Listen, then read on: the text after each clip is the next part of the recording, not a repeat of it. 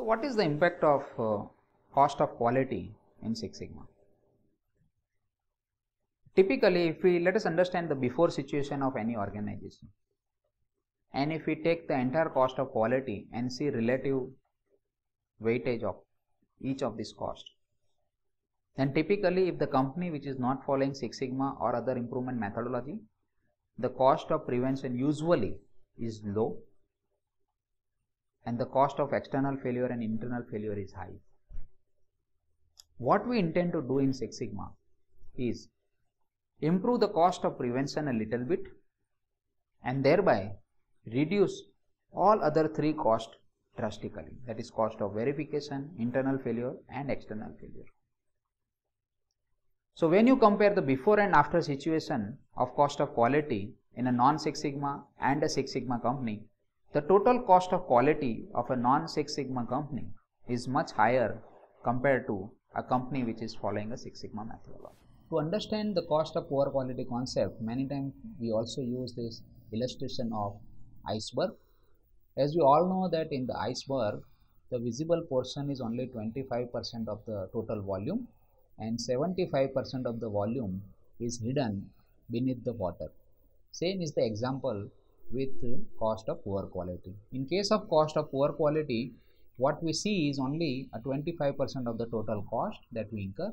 For example, cost of warranty, then cost of additional labor hours, cost of rejections, rework and scrap.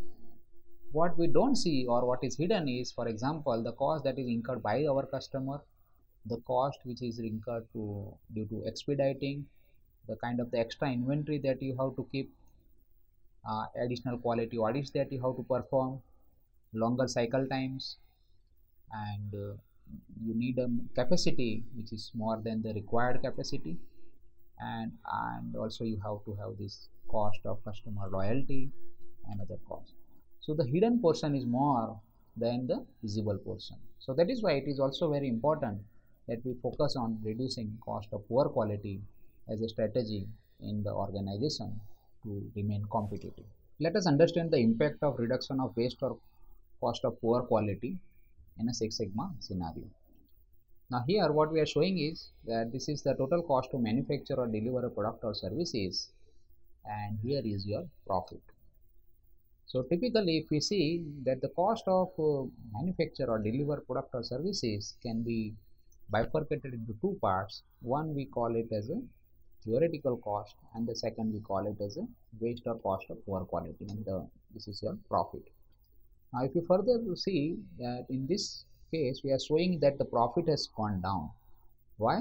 Because in the market there is a price erosion, because there is a competition. So some companies are forced to reduce the price, and if you reduce the price without reducing the cost, then what will happen is your profit margins will come down. So what we need to do is actually we need to work on the waste or cost of poor quality.